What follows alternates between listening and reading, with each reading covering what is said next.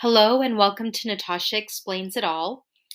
Today's episode is about hope and why there's reason to have hope, how to maintain it, and yeah, just hopefully some inspiration about why, even when everything seems bad just all the time, and the world is literally as well as figuratively on fire, how and why it matters to still maintain some positivity, some optimism, and some hope. And so I want to share some thoughts about that for those moments when you may feel defeated or just overly pessimistic and just feeling like there's really no point. Um, you might as well just tune out and numb out as much as possible, which is a totally normal feeling. But I hope that I can provide some perspective today to encourage you to um, keep going, even in the face of so much bad news, which is a constant thing because never in human history have we had so much exposure to so much human suffering because of technology, because of the internet, because of social media. And so we're more aware than ever of how much suffering there is, and yet there is still reason for hope and optimism. I want to start out with an image. Um, when I think about, I'm not a historian, but in terms of how I think about how we are progressing as a society, like I got asked recently about that that famous MLK image of like the arc of history bends towards justice, and if that's how I felt. And I like the image of an upward spiral. And I feel like human history is going in an upward spiral. And what an upward spiral allows for, if you can imagine that, is that there is regression, right? Because you are spiraling, you are creating loops, and yet you are always moving upwards. We are progressing in an upward spiral, but it is a step forward, step back type of deal, right? Two steps forward, one step back, because it is a spiral situation. So, some examples recently from the United States that seem so salient, right? If we look about reproductive rights, right, and the constitutional right to abortion being demolished by a right wing Supreme Court, and then many states there following, banning abortion and putting the lives uh, of many people, both those who get pregnant as well as medical professionals, and putting their lives in danger. It seems like that is definitely part of the regression that's happening in that upward spiral. And yet at the same time, we're not in the same position that we were in 1973 when Roe v. Wade became the law in the United States. We have, as just one example, we have medication abortion, which didn't exist at the time. And what is medication abortion? Medication abortion is what it sounds like. It's abortion that is induced through medication. Um, and I don't remember the exact statistic, but it's something like 50%. It's a very high percentage of abortions in the United States and around the world. But this particular statistic is specific to the United States, are done through medication abortions. There's no procedure. If they're done early enough in the pregnancy, which is when most abortions are done, you can just do it through medication abortion. I'm pretty sure that you can use it up to like about 11 or 12 weeks, so basically the first trimester of a pregnancy. And that technology didn't exist 50 years ago, and that's also why the right wing anti-choice movement is working so aggressively now to try to eliminate access to medication abortion. But I just mean that that is an example of how we are experiencing regression, but the landscape is different at the same time. The landscape is better, even as we're experiencing this horrific regression in the area of reproductive rights. And as a small side note, if you are interested in learning more about reproductive rights issues, I highly recommend Rewire News. Rewire News is a news outlet that focuses exclusively on reproductive justice and related topics. And they have a podcast that's called Boom Lawyered, that's hosted by two legal journalists who write for Rewire News, Jessica Mason Piccolo and Amani Gandhi. They do a fantastic job covering the news regarding reproductive rights. So if you would like to be more informed about that topic, I can't recommend enough Rewire News as well as the podcast Boom Lawyered. So going back to this imagery of an upward spiral, a couple of other examples. If we look at Florida, for example, right, and all of these efforts to ban books in Florida, right? They're like trying to ban Black history. They're trying to ban, anything that mentions gay or trans people.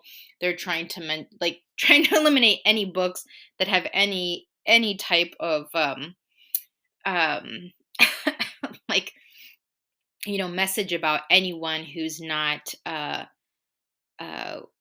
approved by Governor DeSantis. um and so that's absolutely wild, and it's like such a regressive thing to be banning educational topics, to be banning books, literally banning books, and imposing criminal penalties on educators if they don't if they use books that have not been pre-approved by the state. And yet at the same time, like, we have internet and social media. Students are staging protests and walkouts because of these things. And students can still access this material even if they're not allowed to within their schools. I remember seeing that the New York City Library, like many libraries throughout the country, also offers audiobooks and ebooks. And I remember reading that the New York City Library, in response to the bans in Florida, it was expanding access to its own collection. So I don't know exactly the mechanics, but you don't have to be a resident of New York City to be able to access these materials. And they were specifically targeting the materials that Florida has been banning.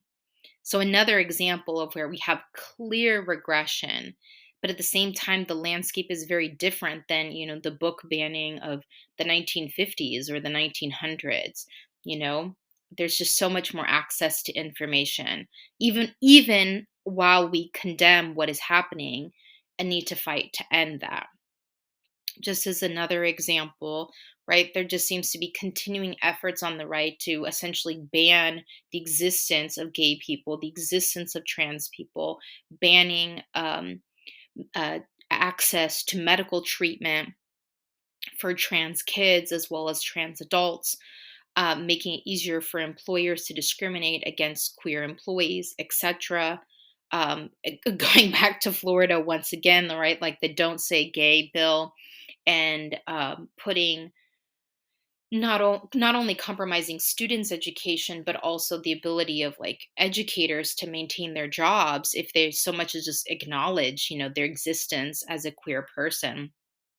And so we have these incredibly punitive, incredibly regressive, incredibly hateful policies that are that regression in the upward spiral. And then yet again, though, right? Like, we're living in such an internet forward and social media heavy world where this news is traveling and science continues to evolve to uh, to provide the care that people who are trans need. And so I want to give these examples not to minimize in the slightest the horrific situation that we find ourselves in, and how regressive these policies are, and how concretely damaging these are to people's lives.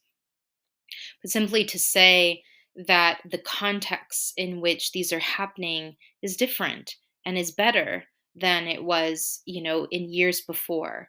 I think that the image of an upward spiral helps us recognize that history is not this like linear thing that we're just constantly progressing. It's not. We regress, as we're seeing in many spheres, and yet we are spiraling upwards. I do believe that there is an upward trend. um and another thought, so we have that. Perhaps that image helps you. Another image that is more of a parable that perhaps can help you in those moments of darkness or hopelessness is there is a parable.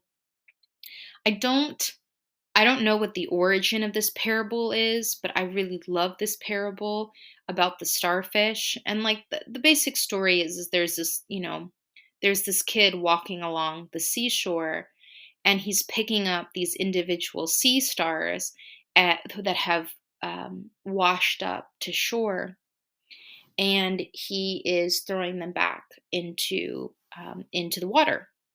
He's going one by one and throwing the sea stars that have washed up on the shore back into the water, so that they won't die. Because if they stay out of water too long, they'll suffocate. They need to be in the water.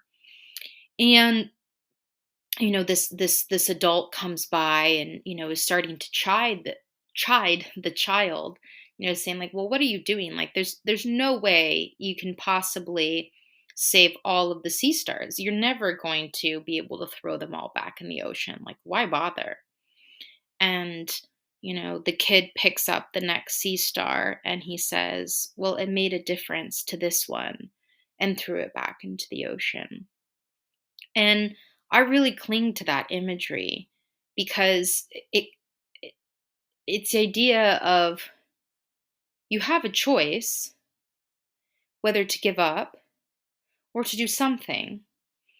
And my plan, I think I'll die feeling much more fulfilled knowing that I did something rather than nothing.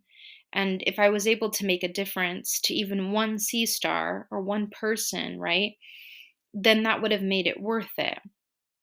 And you don't have to save everyone. You don't have to solve the the great problems of our day. You don't have to be a Rosa Parks, uh, or a Mother Teresa, or a Malcolm X, or you don't have to be a leader in the sense of being internationally known. You can do your work quietly, and you can save a single sea star, and that makes it worth it. Not only not only for that single sea star, but we don't live in isolation. And every decision we make to help someone else has positive ripple effects. And what I mean by that is that, let's think of an example. Well, I'll give an example from my own experience that's going to sound more of an extreme example, and then we'll go to a simpler example. But I had a client that I helped get a reduced sentence, and that freed him from prison. I think I mentioned this client in a prior episode. Anyway, it obviously made a huge difference to him because his life was saved and he wasn't going to spend the rest of his life in prison. And that gave him a chance at having a free life on the outside. But that change didn't just affect him, right? That affected everyone else in his family. That affected his parents have passed, unfortunately, but it affects his brothers and sisters, his aunts and uncles, his nephews and nieces, his friends, his neighbors, whoever interacts with him, right? And whoever else's lives he touches. The course of their lives is forever more changed with him now being free, right? And the difference in their lives, and the difference in opportunities and experiences that they'll have as a result of that is huge, right? And to give a more simple example, right? For example, if you are a volunteer at a food bank, or if you donate to a food bank, right? Helping a family or an individual have enough food so that they don't go hungry can have enormous ripple effects that's beyond just like satiating the hunger in that moment, right? It might be that that food made the difference between whether like one of the kids in the family was able to concentrate in school and be able to keep up rather than fall behind, and then all of this series of consequences that come right from falling behind in school because he's malnourished. Or it might have been enough nutrition for the parent to feel like have the cognitive wherewithal to like apply for another job, or to take care of themselves, or to whatever, um to be able to function better, right? I mean, just think about your own experience, like when you get, there's even an expression called being hangry, right? Like we don't do well when we don't have enough to eat, and we are not able to concentrate as well, we're not able to make as good of decisions, we're more tired, we're more irritable. And thinking about the difference that stability that you could offer someone, the ripple effects of that, helping one sea star has much more, even just helping the one sea star has ripple effects. It is like throwing a rock into the water and seeing skipping a rock in the water and seeing the ripple effects of that. um so knowing that there's an iterative effect, um to any good deed that you do. And even if that sounds like kind of hokey, besides the fact that it's true, even if it's hokey, think about this as well. You may have heard the expression hurt people hurt people. People who have been hurt themselves are more likely to hurt other people, right? People who, like, negative energy produces other negative energy, and positive energy produces other positive energy. If you are putting out good energy and helping other people, that that has an iterative effect. Showing kindness generates more kindness, um, and it also makes you feel good about yourself in the process as well. And that's okay. Like that's a good like thing that human psychology, or evolutionary development created, that we get positive reinforcement by helping other people. And as another layer on that, when you do volunteer work, or whatever, you do something positive, helping a neighbor or something, it also is an opportunity for you to meet more people and to form more bonds as a result, develop friendships or other connections. And that in itself is a very positive thing. We are social creatures, and it takes a village to raise all of us. And the more interconnected we are, the better our chances of survival and the happier we are. Isolation in extremes is very unhealthy for humans. And so I have found for myself that in, the volunteering work, or like the social activism work that I've done, it's helped me meet other people and develop friendships and connections that I otherwise wouldn't. And therefore, I meet other people that inspire me, and motivate me to keep going. And I learn about more successful examples of what can be done. And so that in itself has this iterative impact, right? Um, and so, yeah, paying it forward pays it back to you, and also expands and deepens your own network, which is very healthy for us. And the healthier we are, the healthier we can be towards other people, which will make the people around us also healthier. And that in itself is a really, really good thing. Um, and kind of a related idea is is if we buy into a purely pessimistic outlook, it does ignore the true and very concrete advancements that have been made over human history. And it also it, there's this idea as well, right? Like, think about all the generations of people, for example, that fought to abolish slavery or fought for the right for women to vote, as just two examples. Those were multi-century efforts, right? Multi-generational efforts. And people were laying foundation and working towards these huge, huge goals. And many, many generations died without actually seeing the final result. And yet they laid the groundwork, right? Um, and I don't know if this is what I'm about to say, if this is applicable, like broadly speaking, to various indigenous groups, or if there's like one particular one that has this mindset. But I've heard that, in indigenous cultures, they have the approach to making decisions is based on this concept of, right, like looking back 7 generations and looking forward 7 generations, trying to think through how each decision will impact both their ancestors as well as future generations, generations that they will never meet, right? Generations that they will never know. And yet, that sense of connection and that sense of purpose and that sense of stewardship and ownership is really powerful and really beautiful. And so, part of that is like, uh, part if that can help motivate you as well, think of that framing.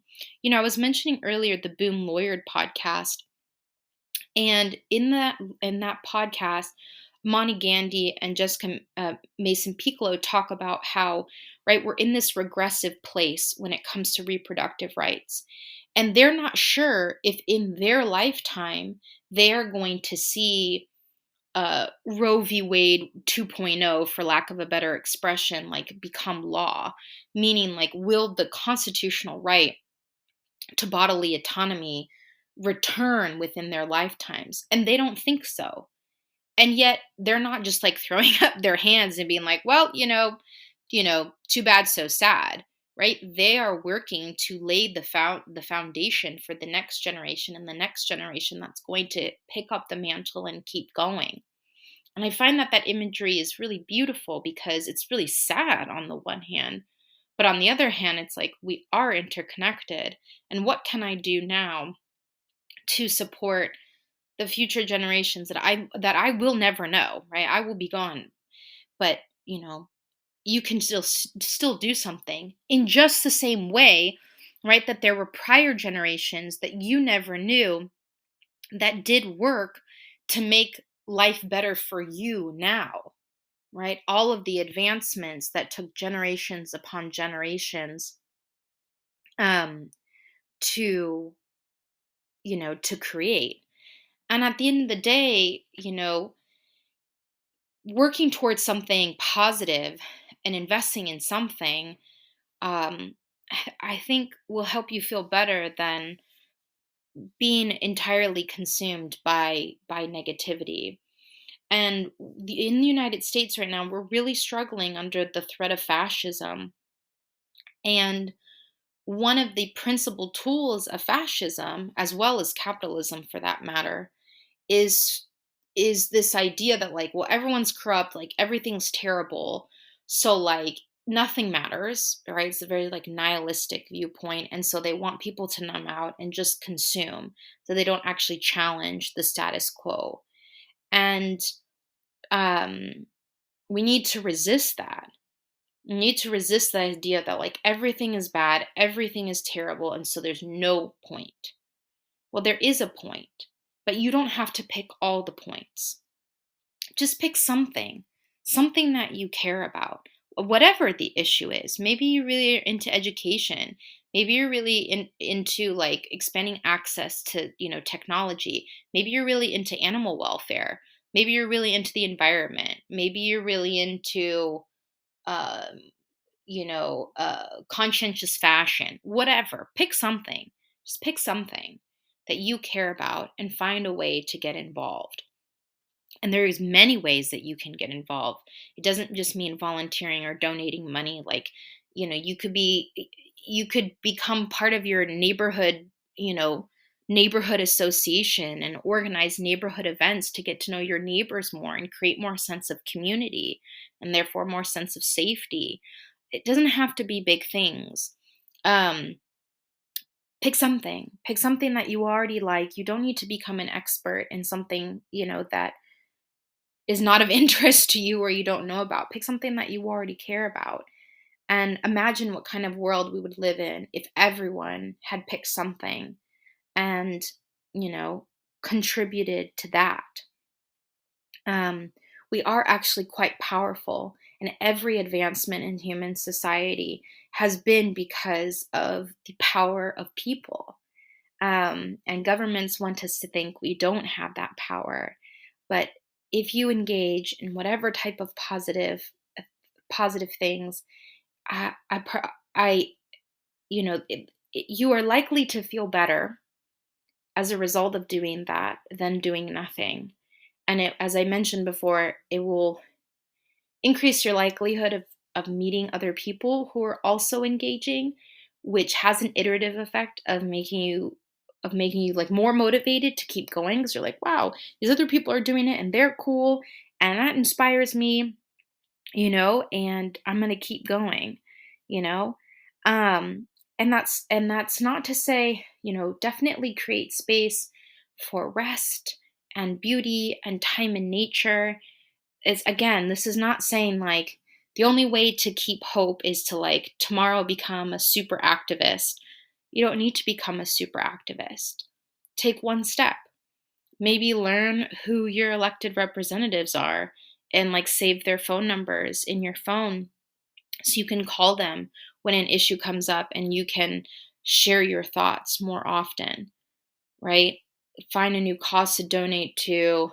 I will um, I'll do some episodes about mutual aid and how mutual aid can be a really great way of supporting each other and creating a better world. And, going back to the sea star parable, again, to maintain hope does not require that you fix everything. Harm reduction is okay. Harm reduction is very noble and worthwhile. And harm reduction is this concept. I think there's various fields that use it, but I know that it's also used in like the addiction space and helping people who are dealing with addiction, and like as well as people that are dealing with like eating disorders. That the concept of harm reduction is like understanding that we're not going to overnight eliminate these sources of pain. But if we can reduce the harm, right, that they cause, that in itself is a worthwhile goal. Um, and so, if the framing is we got to reduce all suffering in the world, well, that's incredibly overwhelming. Where do you even begin? But if the goal is to reduce suffering, to make things a little bit better, even for one person, that's a lot more manageable, it's a lot more approachable, and it still matters. It really, really does matter. You matter, the effort that you put in matters, and everything has ripple effects. Again, imagine if everyone saved one sea star, right? That would be a very, very different, it would be a very, very different world. So I'll leave it at that for now. Just, as a final thought, things look dark, and they regularly look dark. And when you're feeling that overwhelmingness from that darkness, know that there is hope within you and that you can share that hope by just doing something. Even if it's just having a conversation with someone else to let them know that you are there for them and they are there for you. Being connected to each other is a huge step in making this world a better place. And with that, well, I'll see you next time.